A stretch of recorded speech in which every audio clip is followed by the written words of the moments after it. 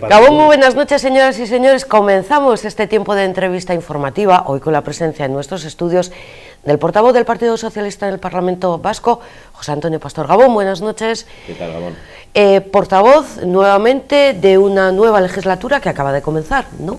Efectivamente, recién constituida la mesa del Parlamento y, bueno, ya solo a la espera de que se fije la fecha de la investidura del Lehendakari, ¿no? Que todavía no sabemos. Hombre, sabemos que va a ser la segunda quincena de este mes de noviembre, ¿no? El día concreto, pues supongo que dependerá de la agenda del Lehendakari y de las negociaciones en curso, claro.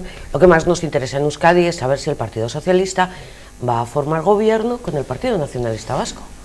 Bueno, pues eso no es una decisión que haya adoptado todavía el Partido Socialista y, como siempre en estas cosas, al menos en lo que respecta a nosotros, dependerá del grado de acercamiento que se pueda conseguir o no con el Partido Nacionalista Vasco. Hasta ahora no hemos hecho más que intercambio de documentos, ellos pasaron un guión a todos los partidos políticos con los que se reunieron en aquella primera ronda, nosotros le mandamos otro documento contestando al suyo y ahora estamos cruzando documentos para ver si es posible conseguir un punto de encuentro suficiente, ¿no? El objetivo del Partido Socialista no era entrar en el gobierno porque sí, solamente si entendíamos que era útil para la sociedad vasca. Si se produce un acercamiento suficiente, pues es un tema que habrá que debatir en la Comisión Ejecutiva de Euskadi y en el Comité Nacional. Ese es el compromiso que adquirió Idoia Mendia, de que la política de pactos o la decisión en su caso de entrar o no en el gobierno vasco lo tiene que aprobar el Comité Nacional del Partido Socialista porque es el que corresponde estatutariamente. Pero el Comité Nacional tiene bastantes más preocupaciones, ¿no? Sí, bueno, lo que respecta a Euskadi ahora mismo tenemos esta, ¿no? Desde el punto de vista de la gestión política. Cuando dicen Comité Nacional se refieren a Madrid, no a Euskadi. No, no, el Comité Nacional es el de Euskadi. El de Euskadi, el de Madrid es el Comité Federal. ¡Ay, Dios! Que también nos preocupa y nos ocupa a los socialistas vascos, porque aunque nuestra preocupación inmediata y más cercana es la gestión de este tiempo político que se ha abierto después de las elecciones autonómicas, es evidente que, lógicamente, en el último Comité Nacional se habló muchísimo, de la situación general del Partido Socialista, porque se hizo pocos días después de aquel último Comité Federal, al que todos en directo desde casa pudieron seguir el resultado, ¿no? Y que fue bastante bochornoso para nosotros. Sí. Nunca ha habido tanta expectación, ¿no? Sobre todo en los medios de comunicación generalistas, por la situación interna de un partido político. Lo que ocurre es que en este caso para mal, ¿no? Porque yo creo que no lo hemos gestionado bien este tiempo político. Creo que además el espectáculo que se dio en aquel Comité Federal es para olvidar. Después hubo otro, que es el que tomó una decisión muy dolorosa de facilitar la abstención del gobierno de Rajoy, que desde el punto de vista del desarrollo del mismo fue bastante más tranquilo, aunque la decisión tuvo un calado enorme, ¿no? Pero bien, estar en la boca de todo el mundo y en el foco de atención de los medios de comunicación por problemas internos no es nunca la mejor noticia para un partido político. ¿Esta es la crisis más grave del Partido Socialista en su historia? Bueno, el Partido Socialista Obrero Español, que tiene mucha historia detrás, 137 años de historia, hemos vivido a lo largo de la historia muchísimos momentos duros, ¿no? Durante la República, durante la dictadura de Primo de Rivera, previo a la Guerra Civil, durante la misma Guerra Civil, pero en la historia reciente del Partido Socialista Obrero Español, desde que llegó la democracia a España en 1977, pues con mucho yo creo que es uno de los momentos más duros y más difíciles que hemos pasado en el PSOE, ¿no? Espero que lo sepamos solucionar, primero pronto y segundo bien, ¿no? En eso estamos en este momento. Igual el solucionar es lo que marca partidos con gran historia de partidos nuevos. Sí, bueno, el no tener historia detrás, para lo bueno y para lo malo, tiene elementos diferenciadores, ¿no? Nosotros tenemos una enorme historia y por cierto, una brillante historia, ¿no? En la gestión de la sociedad española durante estos 100 y pico años, pasado el túnel de 40 años de la dictadura, donde estuvimos en la clandestinidad, pero el Partido Socialista ha sido siempre protagonista activo desde muy temprano momento, ¿no? Desde que se constituyó, de la historia de España, y especialmente lo ha sido en esta etapa de recuperación de la democracia. Desde el año 77 en adelante no hay acontecimiento importante en la historia de España que no haya tenido como protagonista el Partido Socialista Obrero Español, ¿no? Y casi siempre para bien, ¿no? Luego ha habido errores, como en todo partido político, pero yo creo que la hoja de servicios que el PSOE puede presentar desde el 77 hasta acá, de cara a la estructuración de una economía, de una sociedad más vertebrada, homologada con Europa, con derechos sociales, con la creación de un estado de bienestar del que carecíamos en aquel momento en España, lleva el sello y el marchamo del Partido Socialista Obrero Español, ¿no? Y ese es un legado que no se puede tirar por la borda por problemas internos. He puesto a buscar responsables, culpables o horrores. ¿El primero puede ser Pedro Sánchez? Hombre, yo probablemente creo que todos habremos cometido errores, me incluyo yo también, ¿no?, en la gestión. Pero dicho esto, yo también quiero decir que es injusto, y además no se corresponde con los hechos, achacar, como hacen algunos compañeros, la crisis del Partido Socialista Obrero Español a estos 2 años y poco de mandato de Pedro Sánchez como secretario general, ¿no? Porque probablemente esto arranca de bastante más atrás, ¿no? De la última legislatura del presidente Zapatero, donde se vio obligado a adoptar una serie de medidas muy impopulares, de aplicar los primeros recortes en la economía española, exigidos por Bruselas, donde se modificó el artículo 135 de la Constitución, y ahí probablemente se empezó a crear una especie de quiebra de desconfianza entre una parte del electorado que había votado al Partido Socialista para hacer una determinada serie de cosas, probablemente para seguir en la senda de ampliación de los derechos civiles, que fue lo que marcó la primera legislatura, brillante, por cierto, de José Luis Rodríguez Zapatero, ¿no?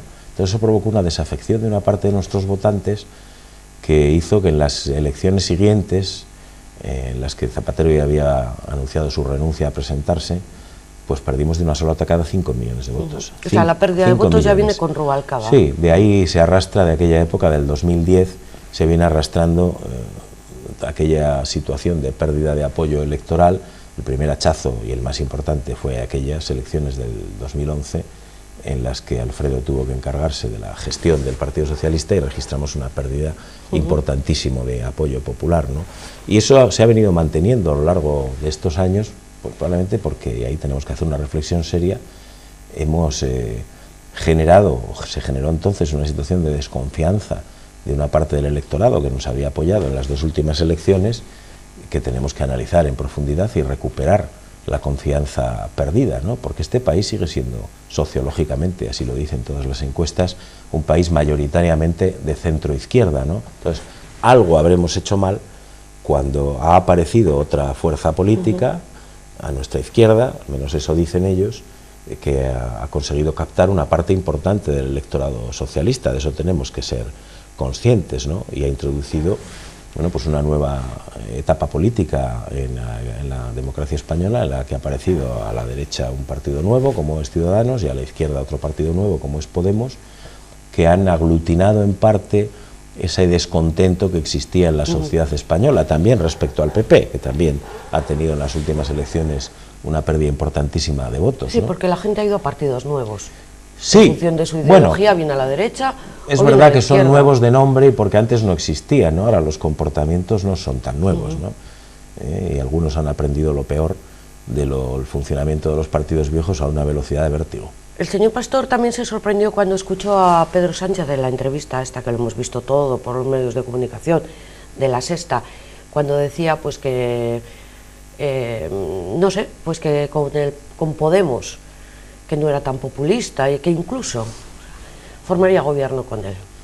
Sí, bueno, yo probablemente fue un cierto desahogo personal, el que, bueno, toda la entrevista fue hecha desde el corazón, me dio la impresión por parte de Pedro Sánchez, ¿no? Y un poquito desde el rencor.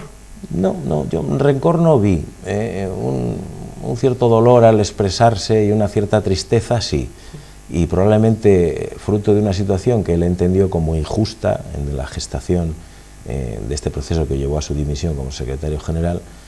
Yo creo que él achacó a las negociaciones para un posible gobierno que se pusieron en marcha, ¿no?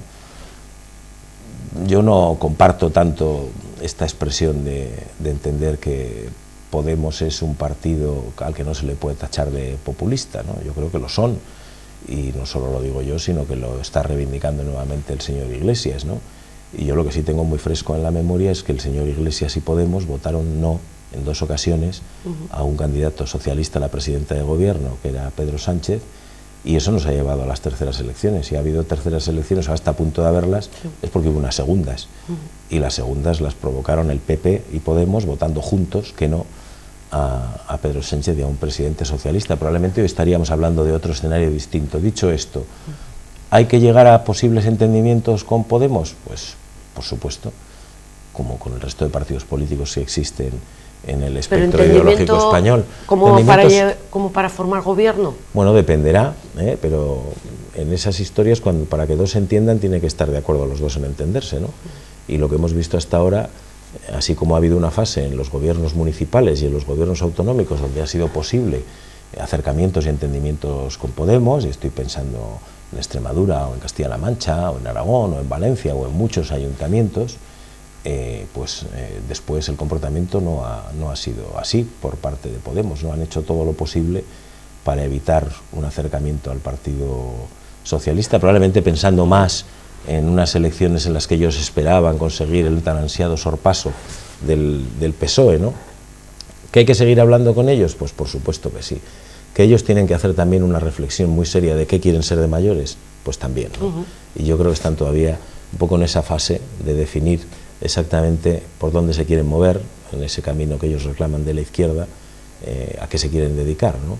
Si a jugar de verdad a políticas serias que piensen los ciudadanos, o a seguir en el antisistema y en la algarada callejera y en estar dentro y fuera a la vez, porque alguna vez tendrán que decidir qué quieren ser.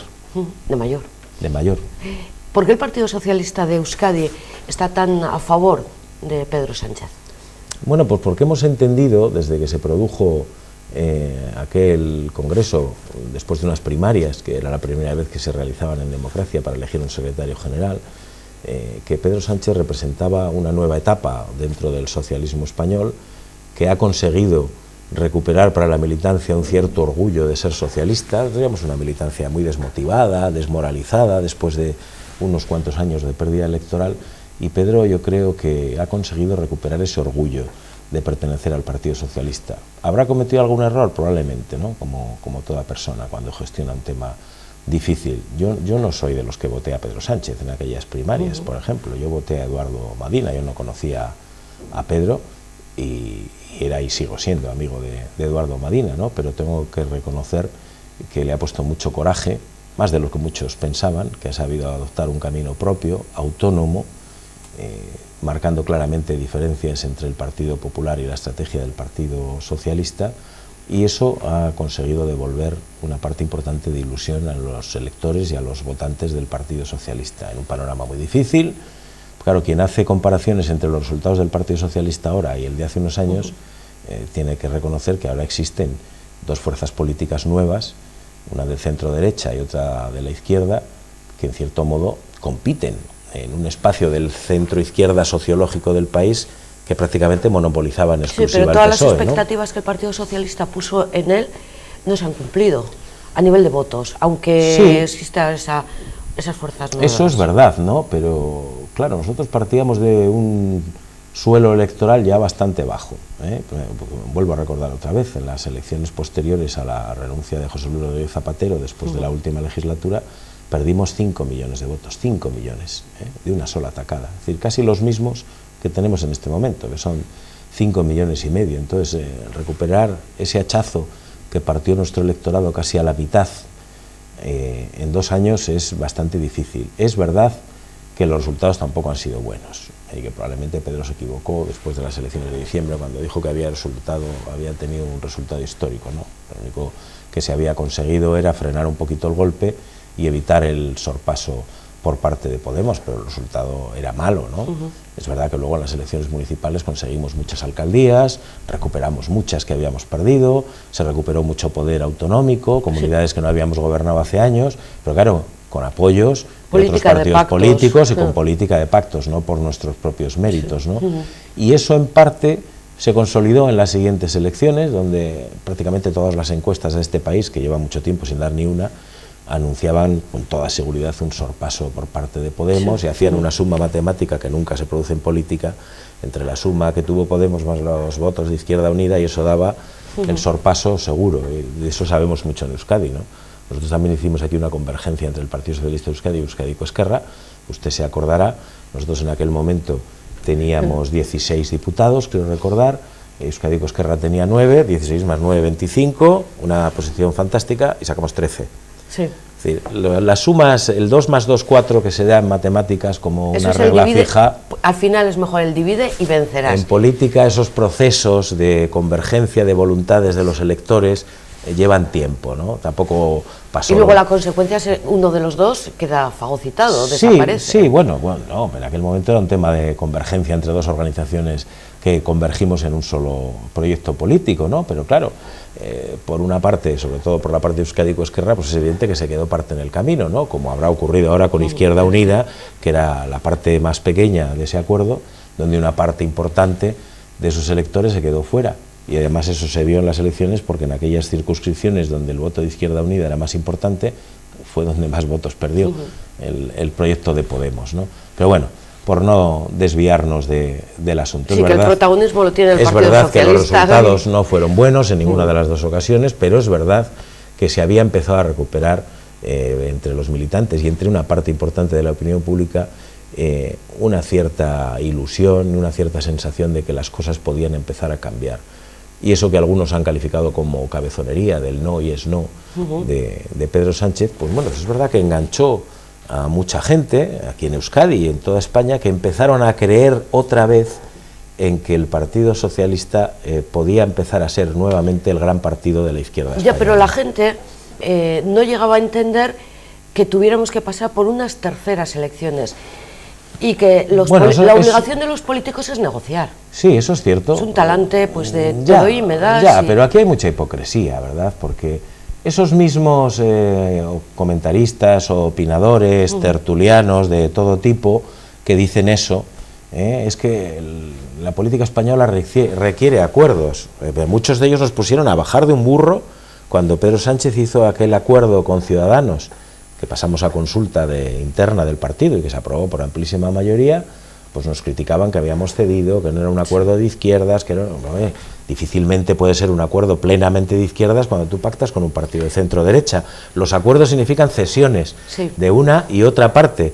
Después hemos visto que muchos de aquellos mismos opinadores que primero pedían acuerdo, luego nos criticaban por aquel acuerdo, después han querido volver a reeditar aquel gran acuerdo entre Ciudadanos, el Partido Socialista y Podemos, es decir, lo que nos llamamos las fuerzas del cambio, es decir, los que no queríamos que continuara un gobierno de Mariano Rajoy, pero que, en fin, los egoísmos de uno y otro hicieron imposible, ¿no? Es verdad que hay que hacer acuerdos y es verdad que la sociedad española los reclama, pero también decían que cuando se celebraran las segundas elecciones iba a haber una bajada importantísima de la participación electoral. No fue así, y yo estoy por ver si realmente hubiéramos tenido en la sociedad española una bajada enorme de participación por hacer terceras elecciones. Hombre, quizás si se hubieran hecho cuando quería el señor Rajoy, que era el día de Navidad, ya, bueno, eso en fin, aquello era casi un insulto. Pero a título personal hubiera preferido unas terceras elecciones que pues permitir la investidura de Rajoy. Creo que no nos hubiera ido mal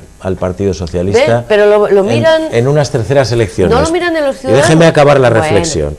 Esos mismos que dicen que el país necesita acuerdos y ahora con cara de plañidera dice y el PSOE es muy importante para España porque España necesita un partido socialdemócrata fuerte porque el PSOE ha sido muy importante en la historia de España, no pueden pretender después que el Partido Socialista se suicide y se haga el harakiri. Si al Partido Socialista Obrero Español le va bien es porque a España también le va a ir bien. Y yo creo que ese esfuerzo que hizo hasta el último momento Pedro Sánchez de intentar un acuerdo con Ciudadanos y con Podemos, que es verdad que los dos lo hicieron imposible, porque los dos se vetaron mutuamente, tratar de volver a agrupar en el mismo esquema que planteó en las anteriores elecciones, ¿no? Todos aquellos partidos que estaban a favor de un cambio político en España, en fin, unos mínimos para conseguir la investidura de un presidente alternativo y poner en marcha una política de regeneración democrática. Yo recuerdo una cosa, cuando se constituyó esta legislatura, esta que al final ha dado lugar a la investidura nuevamente de Mariano Rajoy, el señor Errejón presentó un decálogo de actuaciones legislativas urgentes que había que intentar poner en marcha durante los próximos meses. 10 medidas. Bueno, todas ellas estaban recogidas en aquel acuerdo del PSOE y Ciudadanos que Podemos demonizó. Las 10. Es verdad que el señor Errejón tenía otra postura, distinta que el señor Iglesias, Es decir, que probablemente si hubiera sido por el señor Rejón se hubiera conseguido la abstención de Podemos en la segunda votación y hoy tendríamos ya desde el mes de marzo un presidente socialista. En fin, el señor Iglesias lo hizo imposible. Él sabrá por qué y alguna vez tendrá que dar explicaciones, ¿no?, de por qué tomó aquella decisión. Sí, pero al final la historia es muy tozuda, ¿no?, y la historia pondrá a cada uno en su sitio y le reclamará lo que ha hecho bien y lo que ha hecho mal. ¿Y Odón Elorza ha hecho bien o ha hecho mal en seguir con el no es no en lugar de lo que marcó el partido, que era abstenerse? Odón Elorza ha tenido en toda su trayectoria política, que yo conozco mucho y ustedes también, una forma de hacer política muy personal dentro de las filas del Partido Socialista. Aquí le decimos por libre.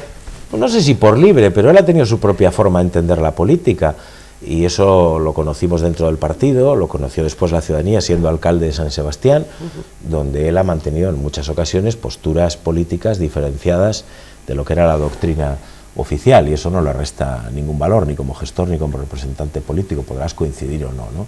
Y en esta ocasión, bueno, pues él ha entendido que él tenía como diputado en el Congreso de los Diputados por la circunscripción de Guipúzcoa un mandato de los electores y que la coherencia personal y política le exigía votar que eso es una interpretación también muy libre, ¿eh? Pues es una interpretación personal, por eso es una decisión personal, ¿no? No es la primera vez que... Pero las listas son cerradas. Sí, pero no es la primera vez que en el grupo parlamentario del PSOE ha habido algunos compañeros que han mantenido posturas discrepantes, ¿no? Pues ha pasado en alguna ocasión. Yo me acuerdo, pues me viene a la cabeza rápidamente cuando se debatió la reforma de las pensiones, Nicolás Redondo, que entonces era diputado socialista por Vizcaya, mantuvo una postura discrepante de la postura oficial del Partido Socialista Obrero Español, ¿no? Cuando se votó, por ejemplo, el Plan Hidrológico Nacional, los 4 diputados aragoneses votaron distinto que el Grupo Socialista. Digo, para recordarle al señor Lambán, que ahora es un acérrimo defensor de la disciplina ultramontana, que eso ya ha ocurrido estando él como dirigente del Partido Socialista de Aragón, con 4 diputados aragoneses del Partido Socialista que no siguieron la disciplina de voto y recibieron una sanción, ¿no? Y ahora nos hemos encontrado con una situación parecida. Odón ha sido uno de ellos. La postura oficial de la ejecutiva del Partido Socialista de Euskadi también fue pública, ¿no? Nosotros vamos a defender, como así hicimos hasta el final, que la postura tenía que ser un no al gobierno de Rajoy y que no había que facilitar la investidura, pero también hemos dicho que después acataríamos la decisión del Comité Federal, ¿no? Porque entendíamos que esto es un partido político que se arregle por unas reglas que a veces te gustan más y a veces te gustan menos, ¿no? Y por eso tanto Pachi López como Javier Lasarte, los otros 2 diputados en representación de Euskadi, han mantenido ese criterio. Odón ha mantenido otro distinto, ¿no? Por eso nosotros defendimos en aquel Comité Federal que si al final la decisión del Comité Federal era facilitar la investidura, como así fue, quiero recordar que un 41% de votos en contra, no es que fuera abrumadoramente mayoritaria, había fórmulas que permitían no infligir más daño dentro del Partido Socialista. Una abstención técnica con 11 diputados podía haber servido perfectamente para ese mismo objetivo, en lugar de obligar a que todo el grupo socialista, los 85, tuvieran que votar algo que muchos de ellos no compartían en absoluto, ¿no? Bien, desgraciadamente se hizo de esta manera y ahora lo que hay que pedir a la gestora que la dirige el partido es que lo haga con inteligencia y sin causar más heridas, ¿no? Y sobre todo, que una vez cumplido el objetivo que se marcó en el Comité Federal del verano, que era que el Congreso del partido se celebraría una vez elegido un nuevo gobierno, cosa que ya se ha producido, ponga en marcha lo más rápidamente posible, casi con urgencia, el mecanismo necesario para que el Congreso Extraordinario del PSOE, que tiene que elegir una nueva ejecutiva y un nuevo secretario general después de unas primarias, se haga cuanto antes y no se dilate indefinidamente en el tiempo, porque es muy difícil de explicar a los militantes del Partido Socialista que estando en una situación excepcional como estamos, de interinidad y de cierta crisis interna, o más que cierta, pues en fin, la única forma de resolverlo es mediante un Congreso que vuelva a elegir una ejecutiva, que diseñe el proyecto político, y aquí no pueden intervenir problemas de carácter interno que han intervenido demasiado en las tomas de decisiones del PSOE y se ponga en marcha cuanto antes. Igual también tienen mucha influencia externa.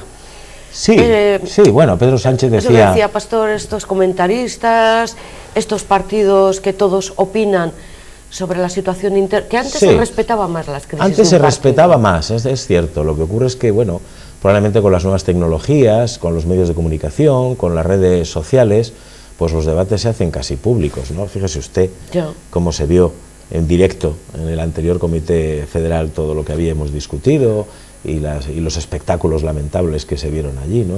Imagínese usted, me decía un amigo del PNV, que uno también tiene amigos en el PNV, que cuando ellos vivieron la crisis de la separación de EA con Garaikoetxea, bueno, fue desde el punto de vista interno mucho más duro incluso físicamente, con enfrentamientos físicos, pero claro, en aquel momento ni había la situación actual de los medios de comunicación, ni había redes sociales, porque si no hubiéramos visto un drama absolutamente dramático. Nosotros pues lo retransmitimos en directo, ¿no? Y eso, bueno, pues son las ventajas y los inconvenientes, ¿no?, de este mundo de comunicación online que tenemos ahora. Sí, y de que todos opinemos de todo, vamos. Sí, unos sin tener argumentos. Unos con buenas intenciones y otros que no tan buenas. De todas formas, me quedo con solicitaban a la gestora rapidez. A la hora. No parece que la gestora tenga intención de llevar bueno, no lo sabemos, ¿no?, porque dicen, no han manifestado una opinión oficial, ¿no? Han dicho que lo harán en el tiempo oportuno, pero claro, el tiempo oportuno no puede ser dentro de un año, año y medio,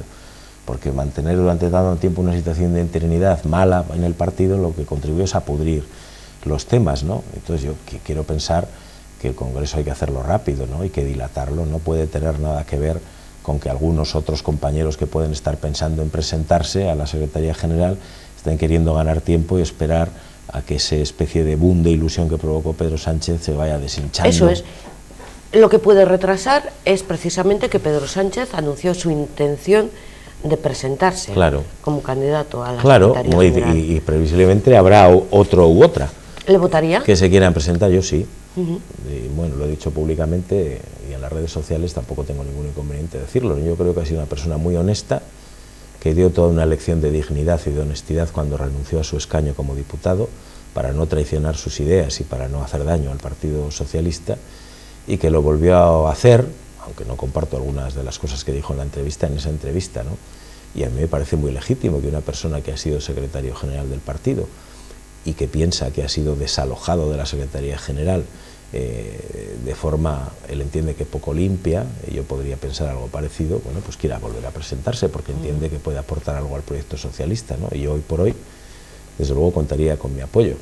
De aquí a que se celebre el Congreso, que espero que sea, sin conocer el resto sea de breve, candidatos. Bueno, veremos a ver, ¿no? ¿Entre él y Madina, al que le votó en las anteriores primarias? No, yo ya lo he dicho, ¿no? Yo he sido y sigo siendo amigo de Eduardo, que por cierto no ha dicho en ningún momento que él tenga intención de presentarse como candidato, pero yo apoyaría a Pedro Sánchez en este momento, sin ninguna duda. ¿Y si se presenta Patxi López? Lo que pasa es que eso es una especulación como la de otros compañeros que yo creo que no es bueno alimentar en este momento. En este momento sabemos lo que sabemos, que el anterior secretario general, al que se le obligó a dimitir y así lo hizo, tiene intención de volver a encabezar el proyecto socialista, y a mí me parece que merece esa oportunidad. Que el tiempo determina que pueden aparecer otras personas, lo valoraremos en su momento. Yo creo que no es momento de valorar futuribles y supuestos que no tienen confirmación ni siquiera por el propio protagonista, ¿no? Una última pregunta de Madrid antes de retomar Euskadi. La postura del Partido Socialista en la nueva legislatura de Madrid va a ser la de oposición pura y dura. Es decir, bueno, vale, hemos facilitado tu investidura, pero bueno, eso no es lo que dijo el portavoz del Grupo Socialista, Antonio Hernando, ¿no? Esto era un acuerdo solo para la investidura, no era un acuerdo de gobernabilidad, ni era un acuerdo de estabilidad. Quiero creer que eso va a ser así. También es verdad que a mí se me hace muy difícil creer que si eso se cristaliza en una... Mimbres hay, es decir, hay posibilidades de que muchas de las leyes aprobadas por el PP y que han sido muy contestadas por la opinión pública, desde la ley de educación hasta el tema de las pensiones o la reforma laboral, puedan ser echadas atrás por el Congreso de los Diputados entre los partidos políticos que no son el PP, incluidos Ciudadanos, en algún caso, ¿no? Ahora, a mí se me hace muy difícil creer que una persona como Rajoy, tampoco dado aventuras ni a brillanteces de ninguna clase, esté dispuesto a soportar una legislatura en la que se le bloquea la actividad legislativa, porque quien dice que se puede gobernar desde el Parlamento no es cierto. El Parlamento puede bloquear las iniciativas legislativas de gobierno, puede incluso aprobar derogación de las leyes actualmente en vigor que no nos gustan, pero el gobierno sigue teniendo capacidad de veto sobre las iniciativas del Parlamento, ¿no? Y claro, el PP va a intentar no solo que se le haya facilitado la investidura, sino que después se le aprueben los presupuestos del Estado o el techo de gasto que nos impone Bruselas. Y después de haber conseguido la investidura, pues el señor Rajoy se ha dejado caer con que no está dispuesto a renunciar a su legado ni a derogar las leyes que ellos consideran especiales. Pero aunque tenga posibilidad de veto, los votos no le dan. Ya, pero quienes decían que la mejor forma de garantizar un escenario electoral positivo para el PSOE era facilitar ahora la investidura de Rajoy, porque unas terceras elecciones nos iban a venir mal, bueno, nos iban a venir mal después de haberse cargado al secretario general. El escenario podía no haber sido igual si no se hubiera hecho ese movimiento interno, ¿no?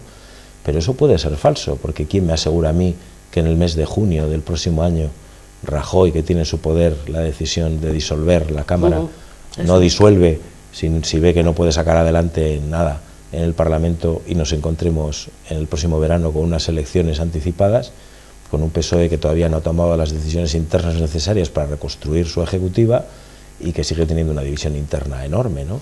Ese es un escenario de peligro cierto que yo creo que se puede dar perfectamente. Yo no le veo al señor Rajoy aguantando 1 año, 2 años, 3 años de legislatura con un Parlamento que le bloquea ley tras ley. No. O sea, va a ser una legislatura muy cortita. Va a ser una legislatura que puede ser corta, y si esa cortedad de tiempo pilla al Partido Socialista sin haber celebrado su congreso, sin haber elegido una nueva ejecutiva y un secretario general y sin haber definido definitivamente su proyecto político para el futuro, pues podemos tener un problema serio en las elecciones también, ¿no?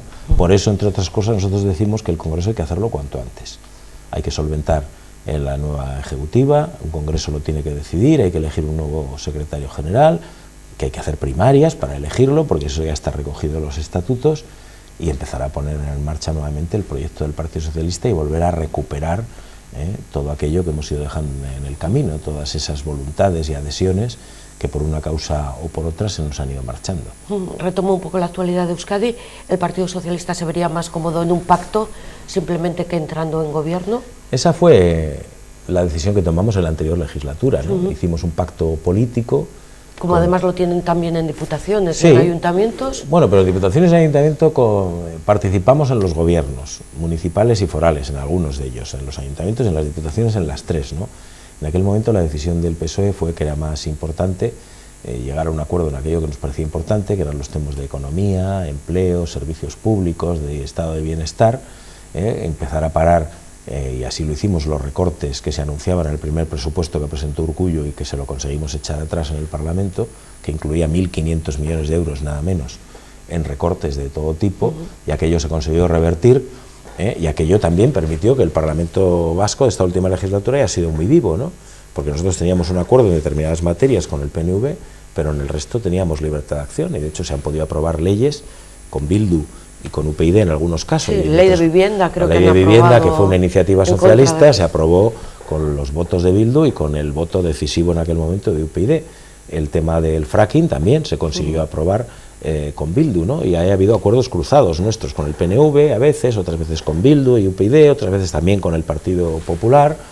En esta ocasión veremos a ver lo que da de sí la nueva estructura del Parlamento, ¿no? Como no tienen mayoría Partido Socialista y Partido Nacionalista Vasco, meter a un tercer invitado, que sería Euskal Herria Bildu. No es una opción que estamos planteando, yo creo que ni nosotros ni Bildu. Bildu lo que está planteando es que ellos tienen mucha sintonía, o dicen tenerla, en algunas materias con el PNV, con el tema del nuevo estatus, esa cosa indefinida y gaseosa que habla el PNV, que nunca se sabe qué quiere decir, y en los temas de paz y convivencia, pero no coinciden, por ejemplo, los temas socioeconómicos, ¿no?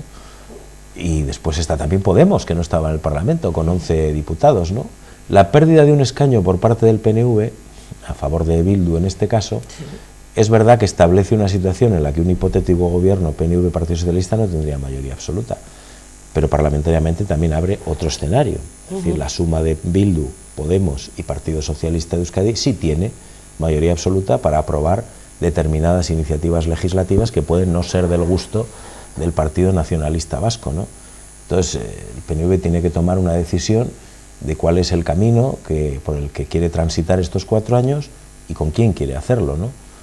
Nosotros lo que no nos gusta es un escenario en el que estén pensando en que el Partido Socialista le solucione en el gobierno los temas de comer, es decir, la economía, los servicios públicos, la sanidad, etcétera, etcétera, y luego que fuera se busque otro socio para otras cosas, porque la acción del gobierno tiene que ser global y conjunta, ¿no?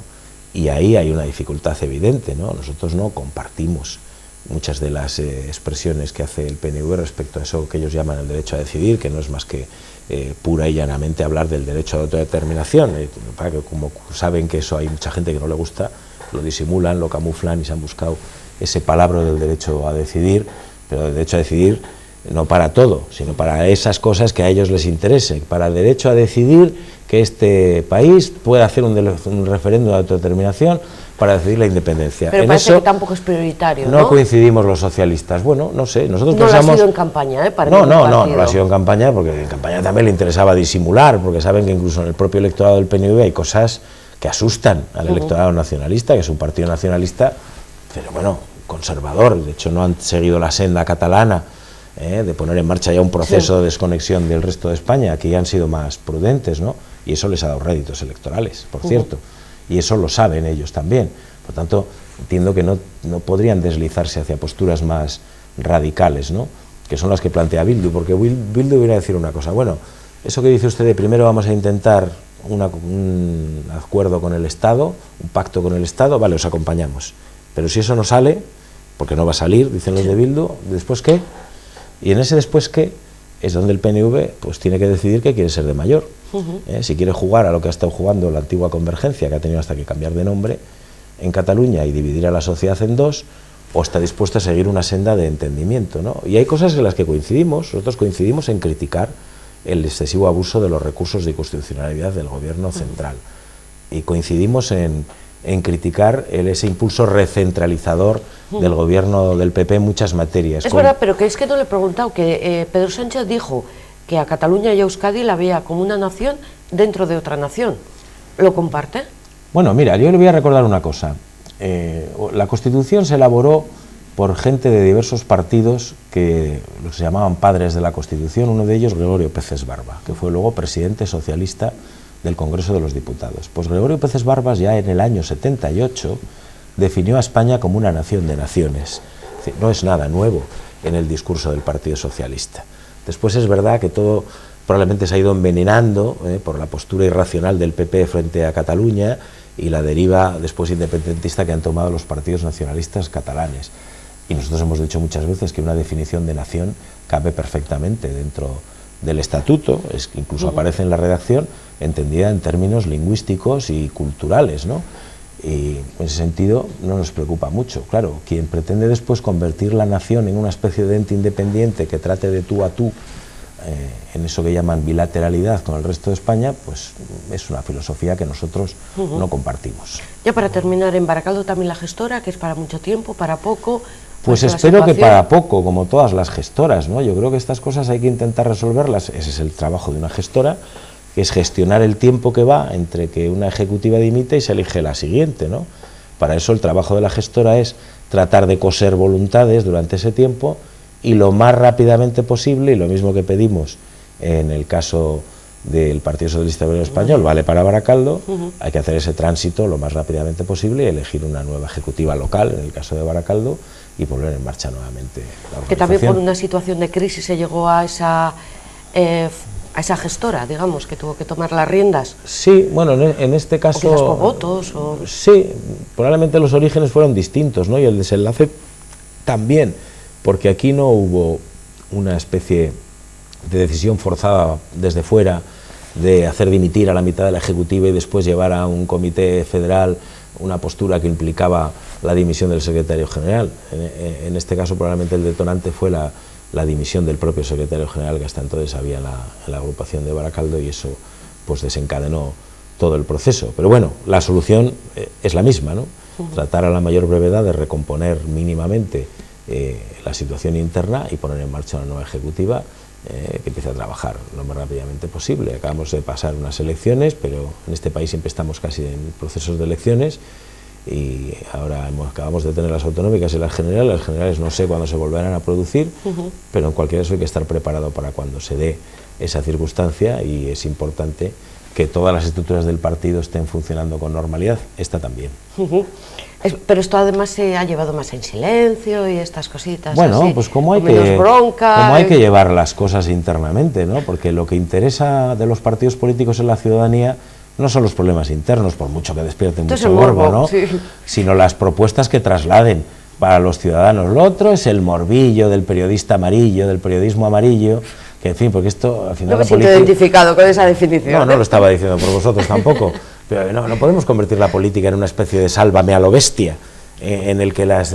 que se ha convertido. Que se ha convertido, sí. En el que el interés de la gente, si la señora Vescansa le da la teta derecha o la teta izquierda a su niño, si uno viene con rastas o deja de traer rastas, si el otro llega en bici, o este viene peor vestido o mejor vestido, eso... Pero es que esos mismos van buscando esa foto, ¿eh? Bueno, claro, lógicamente, eso es que llamamos postureo, que busca simplemente la foto fácil, pues es una perversión también de la vida política, ¿eh? Por mucho, eso no da impresión de moderno, eso da impresión de friki. Al menos a mí me lo parece. ¿Qué vamos a hacer? Un sálvame político, que parece que es lo que vende. Muchas gracias por haber estado con nosotros. Gracias a vosotros. Nos vamos también, les damos las gracias a todos ustedes. Mañana también tienen aquí con nosotros una cita con temas de actualidad. Les esperamos. Gabón.